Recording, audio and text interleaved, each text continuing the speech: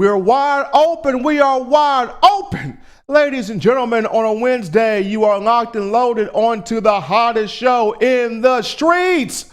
When you look at Crimson Tide football news, notes, and information, this right here being, in my own words, the podcast with yours truly, Stephen Smith of Touchdown Alabama magazine, coming to you from glorious Tuscaloosa, Alabama. As always, we encourage you each and every time to drop a like, a thumbs up on the show, and subscribe. That lets us know here at TDA gotta continue to do what we do best, that being supplying you, the Crimson Tide football fan, with the utmost in news, notes, information, and content on your favorite football program, that being the Alabama Crimson Tide. It's because of you that we are over 8,000 subscribers strong on YouTube. That's right, over 8,000 subscribers strong. So we continue to encourage you to keep promoting, building, growing the network brand and the channel. So, now, a jam-packed slate of segments for you on this evening, and we'll start this thing off with recapping National Signing Day. On today, Nick Saban and the Crimson Tide bringing in 25 student athletes for its 2020 signing class. Now, actually, it brought in 26, but Nick Saban only able to talk about 25, so we'll recap that. 9 of the 25 student athletes hail from the state of Alabama, and also we'll dive into some of the names that the Crimson Tide were able to hit on in terms of getting those needs. From there, we'll jump into catching up with my good man, Justin Smith, the lead scouting and recruiting analyst for Touchdown Alabama magazine. He'll come on in the second segment to really dive into the nuts and bolts of how this recruiting class was able to end out. And then last but not least, we'll touch on McKinley Jackson and the defensive coordinator for Alabama, Pete Golding. Did the Crimson Tide miss on a marquee name, being four-star McKinley Jackson, Mississippi? We'll dive into that on today's show. But first and foremost, Alabama's 2020 recruiting class National Signing Day was today. Of course, the main signing day, or the main signing period, happens in December. Nick Saban and the program able to get the bulk of its guys in the early signing period. So about 85 to 90% of the guys come in the early signing period. They feel like, I don't want to waste no time. I don't want to just, play around. I'm serious about Alabama, or I'm serious about going to the school that I choose to go to. Let me go ahead, shut down my recruitment, make my verbal commitment, sign my letter of intent, and get on with my day. So for the most part, 85 to about 90% of the student athletes sign in December, which leaves the last 5 to 10% that want to make the spectacle to come in February. But 22 of the 25 names Alabama brought in was in the month of December. And of course, it signed the final 3 names here on today, being National Signing Day. But of the 25 guys that Nick Saban was able to talk about, it did bring in, Carl Tucker, the graduate transfer from North Carolina at tight end, did announce that he was committing to the Crimson Tide, but as of right now has not sent in his letter of intent yet. And Nick Saban not right now at the liberty to discuss one Carl Tucker. So of the 25 guys, 9 of them hail from the state of Alabama, which is about 27.7%. So a little over 1/4 of the guys Alabama brought in hail from the state of Alabama. Those 9 players were the most in-state recruits Nick Saban has brought in since the 2009 class, which had 10 in-state guys. The 2008 class, Saban's first recruiting class, had 18 in-state prospects of the 30 guys that signed in total. So Coach Saban getting back to doing something that Alabama fans have wanted from the get-go. And I mentioned this on previous shows, that getting the guys from other states, from California, New York, Virginia, Florida, Georgia, Tennessee, Texas, Maryland, Louisiana, getting those other guys from other states, those 4- and 5-star talents, it's a big deal. But at the same time, an Alabama offer doesn't hit them like it hits an in-state recruit, just due to when an in-state recruit gets an Alabama offer, this is something they have wanted all their life. It hits home. It hits different. They want to protect and defend the home. It's like hitting the lottery. They cherish that offer just due to these are the guys that grew up with their parents, their grandparents, their uncles, aunties, big cousins, or whomever serves as guardian. They have taught them, they have instructed them in the ways of Alabama football. They taught these young men the traditions, the pageantry. A lot of them have gone to Alabama football games. These are the guys that have sat in the barber shops in the hood, in the country, and the barber sitting there cutting their hair going, bruh. You remember when Van Tiffin made that field goal back in 1985? Yeah, bro, I remember that. Boy, Van put the foot on that ball, man. Yeah, I remember that. Do you remember, man, when Tyrone Prothro caught that ball in 05, but that boy broke his leg, boy, that boy was a beast, though. Yeah, I remember Tyrone Prothro, and I'm still mad to this day at Mike Schumer for leaving him out there in 05 against Florida. We were blowing the brakes off them guys. Bro, you remember, man, when Gene Stallings led our boys to that national title in 92? Oh, yeah, bro, I remember that, bro. Copeland and Curry had that juice dripping. You know, George T had that swag goo. Antonio Langham was that dude. I remember all of that. So they grew up in the barber shops. Listen to that. They grew up in the elementary schools where you had to choose between Alabama and Auburn, and you were made fun of any way the other dice game goes.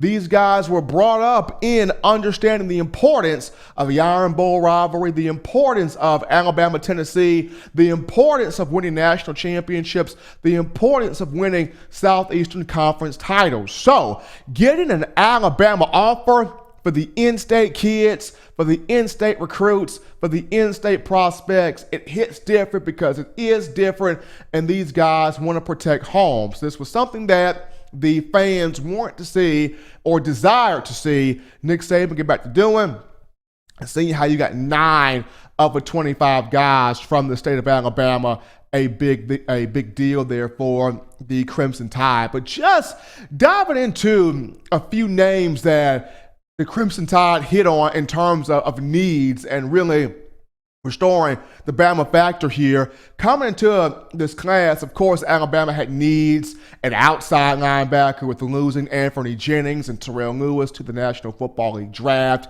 It had some needs on the defensive line, despite only losing just Raekwon Davis at returns. A lot more talent. You want to have some guys on that defensive line that can rush the passer from the inside at the defensive tackle position, as well as stop the run. And Alabama did have some more needs in trying to get a few of those defensive end positions. Alabama at inside linebacker could use a couple of guys just due to, despite the fact that you return Dylan Moses and Joshua McMillan to the fold, and you have Shane Lee and Christian Harris that got a great deal of experience as freshmen this past year. Alabama wanted to bring in some guys that could challenge, push, really sharpen the iron, and just make that position even better than what it is now. And on top of that, you look at that defensive backfield position and at wide receiver, some needs along the line as well. So just a few guys that I'm going to name here that really helped out the Crimson Tide. Number one, I look at William Anderson Jr. Will Anderson was a big need at the linebacker position at 6'4", 230 pounds, the 5-star out of Hampton, Georgia. This was a guy that lit it up in the All-American Bowl. Lit it up, was sacking quarterbacks left and right, was putting folks' face in the dirt. I mean, the guy was just a pass rush demon, a pass rush monster flying all over, all around the field. And I go back to something I mentioned in a previous show where I talked about how in years past, in the 5 national championships that Alabama has won, when you look at 2009, 2011, 2012, 2015, and 2017, those titles came with having those outside linebackers, those jack, edge, rushing backers that could consistently get after the quarterback, affect the passing game, which helps the secondary create those turnovers. So having a guy like Will Anderson in this class, big in restoring that pass rush. So he was a guy that really stood out to me. Another guy that stood out to me in this class, going to the inside linebackers, that being one Demore Kennedy out of Theodore High School in Theodore, Alabama. The young man at 6'3", 215 pounds. He comes from the same high school as C.J. Mosley. His head coach at Theodore talked about how Kennedy, one of the more hardest working guys he has had, come through the ranks there, and somebody of whom will push for playing time, will push for an opportunity to get on the field, get his feet wet, learn the system, absorb the system, and really be a big-time factor. So he will make the likes of Shane Lee and Christian Harris better. He will make Joshua McMillan better. He'll probably even help Dylan Moses to be better, for lack of a better term. So Demore Kennedy, a second guy that really stood out to me. Third guy that I really like in this class, I like Ronald Williams Jr. And at the cornerback position, he hails from the state of Louisiana, came from Hutchinson Community College, one of the more powerhouse JUCOs. And if you know Nick Saban, when Nick Saban recruits a JUCO player, when he signs a junior college player, he intends on those guys playing immediately because of the experience they bring, the impact that they bring, the mindset that they bring. And if you look at it from years past, when Nick Saban has brought in JUCO guys like a Dion Blue, like a Savion Smith, like a Quentin Dowd, just different names have come in to the JUCO ranks. They've been able to bring a type of leadership, bring a type of experience, bring a type of a veteran presence. And with Alabama graduating 5 guys to the draft in Trayvon Diggs, Xavier McKinney, Jarrett Maiden, and Shaheem Carter, while your lone big experience returning would be Patrick Surtain II, having a guy like a Ronald Williams Jr., huge there in that defensive backfield. So he'll be my third guy. Kind of a fourth guy here that stands out to me when you look at this class, Timothy Smith. Timothy Smith's another guy. Big defensive tackle. Huge, massive man here at 6'4", 325 pounds, coming out of the state of Florida, and a guy that strong motor, quick off the ball, can two-gap, can stop the run. At that size of 325 pounds, can he be effective rushing the quarterback? That's something I'm going to look for in spring ball. He's a big dude at 6'4", 325. But can he come off the ball, explode into the backfield like a Deron Payne did, like a Quentin Williams did, like a Jarrett Reed or Ashawn Robinson did? Can he explode off the line of scrimmage, knife his way in the backfield, display an array of pass rush moves from the inside, and get havoc, get pressure to the quarterback as well, and stop the run? But just on the surface, Timothy Smith there, another guy that really kind of sticks out to me. And then last but not least, a final name here that I really like in this class. I'm going to go to the running back position. And I know Alabama stacked at running back, but give me Roydell Williams. Roydell Williams out of Hueytown High School, the young man at 5'10", 207 pounds.